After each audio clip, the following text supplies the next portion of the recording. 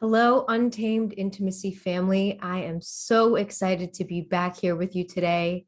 In today's episode, I am flying solo, and I am here to share with you how to radically transform a challenging dynamic in your relationship. That is the promise of today's episode. So by the time you are done listening to this, you are going to have a framework in your back pocket to transform any challenging dynamic in any of your relationships, not only romantic. Although, for the context of this episode, I will be talking about transforming a dynamic in your romantic relationship. So, I want to start by telling you a story about a client of mine who was really having a challenging time with her partner. And she created some radical transformation. Now, for the purposes of this story, I'm going to call her Jill.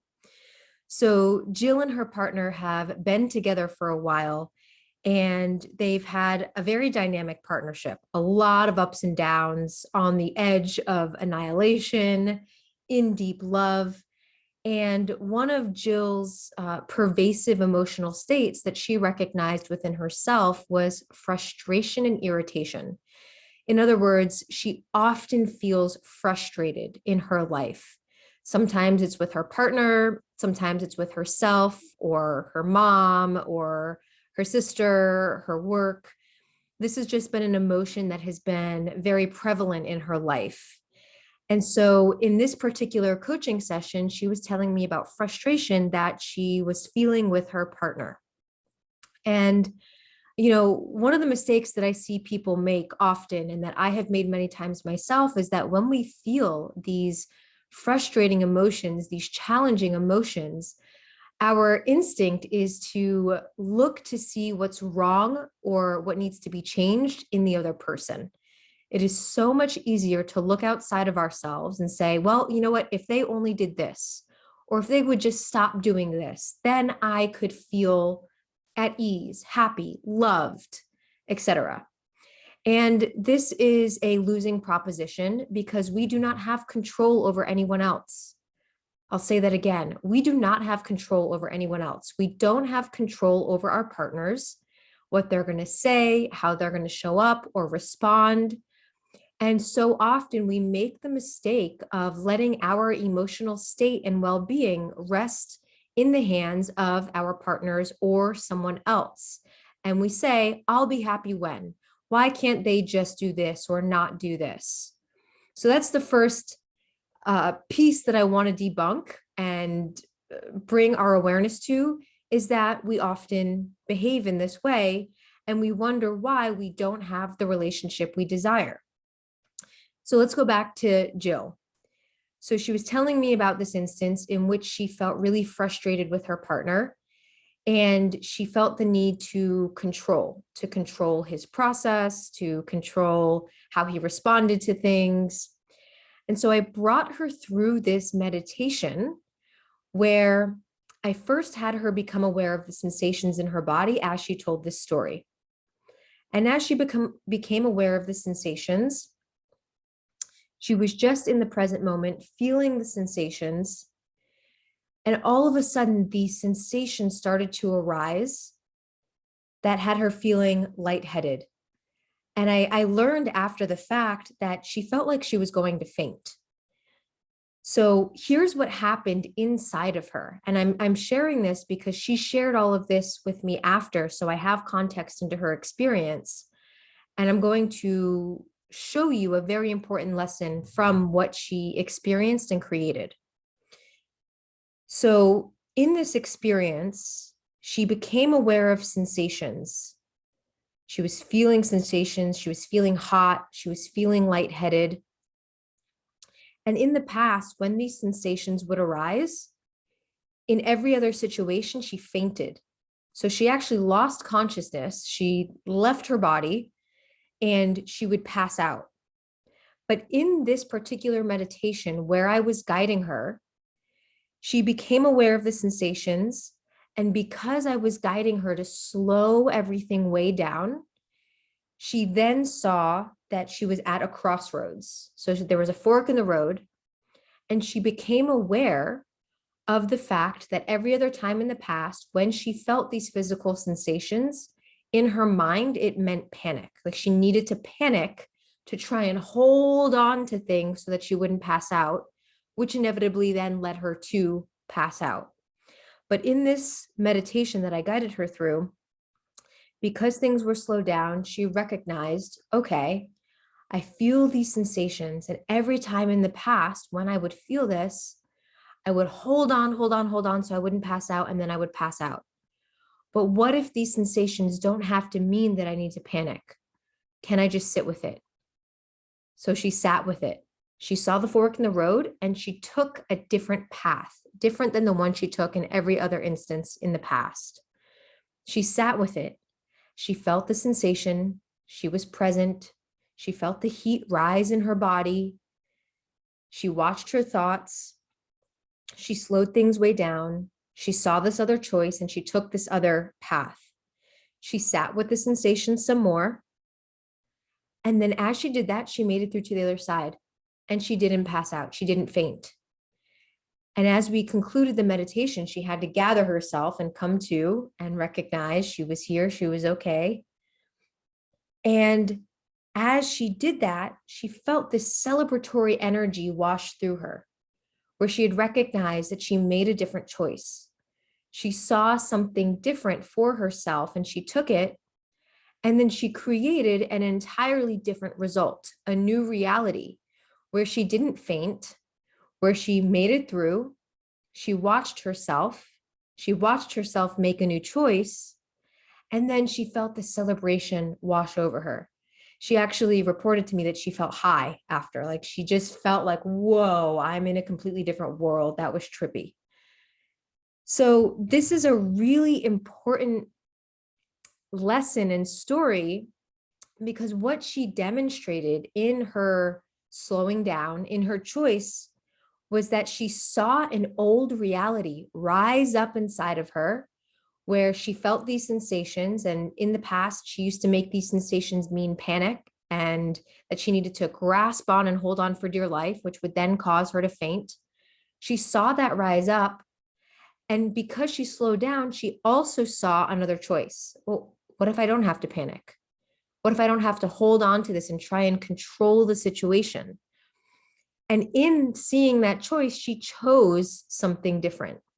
She chose to sit with it, to slow things way down and see what happens. She chose to decide that she felt safe in not going down the old path, but in trying to explore something new. And then when she made it out on the other side, alive and well, she naturally created a new reality. And because of that, celebratory energy washed through her. Something new was created. So what are the lessons to be gleaned from this story? And why is this important in how we transform challenging dynamics in our relationships? Well, there are many, many lessons here. So one of the things that she did is that she literally collapsed an old reality and she created a new reality. She created a fork in the road where in the past there wouldn't be a fork. There would just be one path that she had to take in her mind, not in truth. There would be one path. And in this example, the one path is panic, freak out, hold on for dear life because I don't want to faint as my tunnel vision sets in and my sound starts to diminish. And that would cause the same reality every time, which is why every time she would get those sensations, she would grasp and then she would pass out, right? She would literally create the same reality because in the past, she would choose to interpret these sensations in the same way. Now, the mistake that most people make is that they bring their past with them into the present and they think it is truth, capital T truth. Like this is just the way it is. This is how it has to be. This is how it's always been. When this happens, it means this, right? You may hear examples of your own stories in this. So in your partner, is there, this is just how they are. This is how they're always going to be. This is their habit. This is what they always do. This is what they never do. In that, you are pulling past evidence with you into the present moment.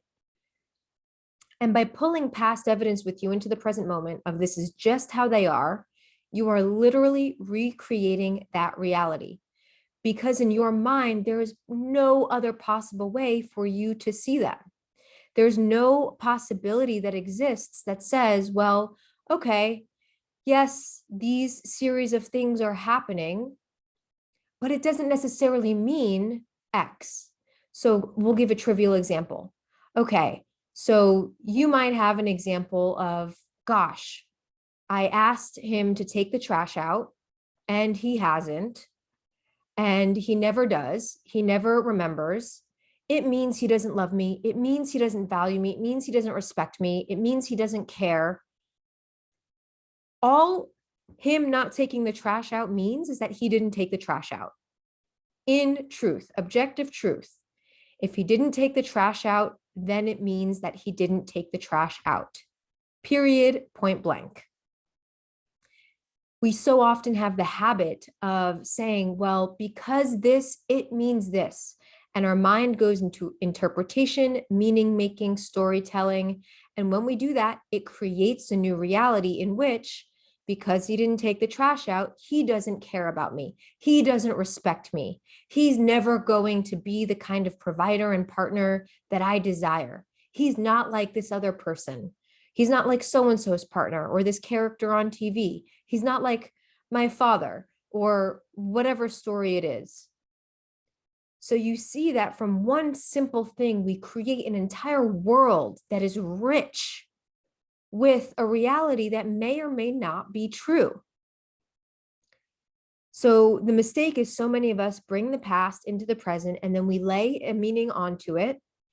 And then we create this pattern, this thought pattern, and we stay stuck in the pattern. And when these sensations that we associate with this pattern arise, when we say like, oh, he didn't take the trash out. So now I'm pissed off, I'm angry, I'm frustrated. And when I get frustrated, my chest tightens and my thoughts speed up and my throat closes. When we feel those sensations, we automatically pull that story from the past up to the present and we make that meaning in the present moment. And then we create that reality. And then all of a sudden, we collapse all other realities. In other words, no other reality or possibility can exist. So we exclude the possibility that he just forgot to take the trash out.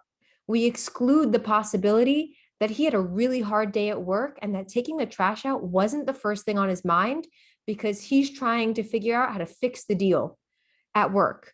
We exclude the possibility that maybe he forgot because he was trying to fix the sink for you because he knows that that's really important for you so that, you know, the dishes can get done. We exclude all other realities of what could be happening for him because we're pulling the past to the present. We're creating a reality that is probably not true. And then we're creating a challenging dynamic and challenging emotions in our system. And then we're blaming it on the other person. So we're doubly, triply, quadruply fucked, and not in the good way, by playing into a story that we are creating for ourselves. Our partner, by the way, at this point hasn't done anything other than not take the trash out. And they are unknowingly being cast into this role of perpetrator that they didn't sign up for. So unless our partner says, hey, I'm not taking the trash out, I object, and it means I don't care about you, I don't love you, then we have no way of knowing that any of our own story is true. So I invite you to pause for a moment. And if this feels challenging for you, good, because it's bringing up something that you may do. It's bringing up a place in your life that you may overlay these character roles onto your partner or loved ones that they didn't sign up for. They didn't consent to be that character in your story. So pause and take a moment and see where this is true for you in your life. See where it's true that you could be casting someone in a role that they didn't sign up for, whether that's your partner, a parent, a child, a sibling, an employee or coworker, or maybe even yourself. Are you casting yourself in a role that you didn't sign up for because you have a story about yourself that got planted there when you were a kid or at some other time in your life that you just haven't let go of yet? And when we do this, we stay stuck in the pattern. And often, because so many challenging sensations and emotions come up, we speed through them instead of slowing down the way Jill did in this meditation. We speed through them because they're uncomfortable and we make it out to the other side. But because we didn't slow down to create safety and to widen our perspective, we make it through to the other side, but we keep creating the same results, the same shitty results, the same shitty feelings, the same desire to want to blame somebody else, to point the finger at somebody else and not take responsibility for how we're not really sitting with our emotions and sensations long enough to see that there are other possibilities that always exist for us, always exist for us. Okay. So there's a new belief that I want to offer to you. And that is the belief that any challenging emotion or sensation is a fork in the road. A fork in the road that asks you, will you choose the old pattern and fall into the story and cast this person or yourself in this role that nobody consented to and that nobody wants to be in the first place because nobody ever wants to be the bad guy? Or will you take the road less traveled, as Robert Frost says? So when that challenging emotion arises in relationship with your partner, are you going to say, well, gosh, why can't you do this? You always do this. You never do this. And are you going to fall into that old pattern, that old rutted road where you blame them or you make them the perpetrator or whatever else your pattern could be? Or are you going to say, okay, this challenging emotion, these challenging sensations right now mean that I have a choice. I can choose to do the old thing, or I can stop, I can pause, I can slow down, I can pull back, and I can say, all right, deep breath. Let me allow my perspective to widen as I take this pause. You don't have to force it. Just slow down and take a breath, and your perspective will widen. You will, through this breath and pause, allow your body to exit fight or flight, where your tunnel vision and only one story exists. And that's the old one where they're the perpetrator, they're the enemy. And by taking a deep breath and pausing and slowing down, you widen your perspective. Your body starts to go into parasympathetic rest and digest, where you recognize I'm safe. I'm not being attacked. There is no bad guy. I'm not the victim. I am a sovereign, powerful person with a choice and with power to choose how I show up in this relationship and what dynamic I create next. I create. I am the creator of my reality. So that's the new belief, the new practice that I invite you to take on. And I want to share with you the 7 key steps to making lasting change in challenging relational dynamics. And this is exactly what Jill walked herself through in our coaching session. She's phenomenal. And you can be just like Jill because you have it in you as well. Step 1, when a challenging dynamic arises, when those emotions, those sensations, the ones that feel so crunchy and like, you just want to grit your teeth and throw a punch. When that arises, step 1 is notice the sensations. Notice what sensations arise within you. And step 2, take a deep breath and just be. Don't go to fix or change or point the finger or make yourself less uncomfortable. Don't do anything. Just be. Take a deep breath and just be. Step 3, imagine your perspective widening. Imagine it, feel it, live it. Imagine that as you take that deep breath and you just be, your perspective, your aperture for life, your awareness widens. Step 4, as your awareness widens, as your perspective widens and opens, see new options, see what's there. You don't have to force anything to be there, just see what options exist. Step 5, as you see those options, choose your own adventure. So you see these options and then you're like, oh, okay, all right, which one do I want to choose? It's like you're reading one of those children's books where you get to choose your own adventure and you get to create the ending. You create it. So step 5, you choose your own adventure. Step 6, celebrate your choice in the matter. You have created choice for yourself, where at one point in your relationship, choice didn't seem to exist. Now, it always existed in capital T objective truth, but you just didn't see it because you were in the tunnel vision. So step 6 is celebrating that you are seeing choice in the matter. You're seeing possibility and you're choosing possibility. And lastly, step 7, witness the results that you create. Witness the change, witness the shift.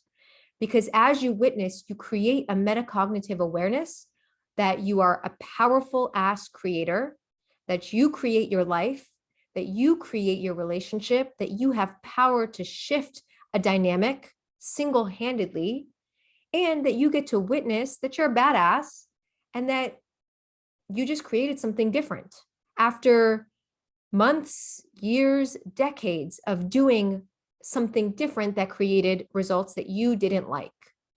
So let me recap those 7 steps and these are the 7 steps to creating and making lasting change in your relationship, especially where there are challenging dynamics. Step 1, notice the sensations where the challenging dynamic arises. Step 2, take a deep breath and be. Step 3, imagine your perspective widening. Step 4, see new options and possibilities. Step 5, choose your own adventure based on the possibilities that you're seeing. Step 6, celebrate your choice in the matter. And step 7, witness your results. And you can witness the results in the short term and over time. Bring that awareness to what you're creating and how you're shifting. Yes, yes, yes, yes. I am so pumped up about this. All right, so here is your exercise for today. Think of one key relationship in your life right now where there's a challenging dynamic, and go out and apply these 7 steps to this relationship.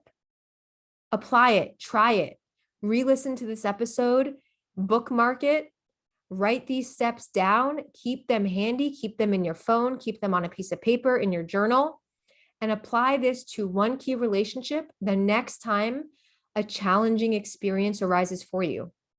Because remember, if you want to have true power, if you want to harness your true power in your life and in your relationships, it is not about changing the other person. It is not about changing your external circumstances.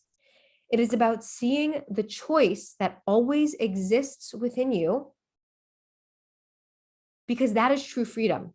That is true freedom. Recognizing that you have a choice in the matter, that you are the creator and creatrix of your life, of your relationships. Because where freedom exists and where you create freedom, love can roam freely. All right, that's my mic drop for y'all today. Many truth bombs. Go out and try this. Really roll your sleeves up. Get in the arena. Play the game. Have fun. Fuck up. Make mistakes. Learn from them. Create triumphs. Create moments where you get to be proud of yourself and celebrate yourself because you get to. That's what I'll leave you with today. And hey, when you do this, if you have some massive breakthroughs, celebrate them, share them with others, and please share them with us. Share your celebrations on social media and tag us at untamed_intimacy on Instagram. Send us a direct message. Send us an email, hello@untamedintimacy.com. We want to hear from you. We want to celebrate you, and we want to share your stories if you want them to be shared. That's all for today, everyone in the Untamed Intimacy fam. I'm sending you all so much love and good vibes. Stay well and live from love.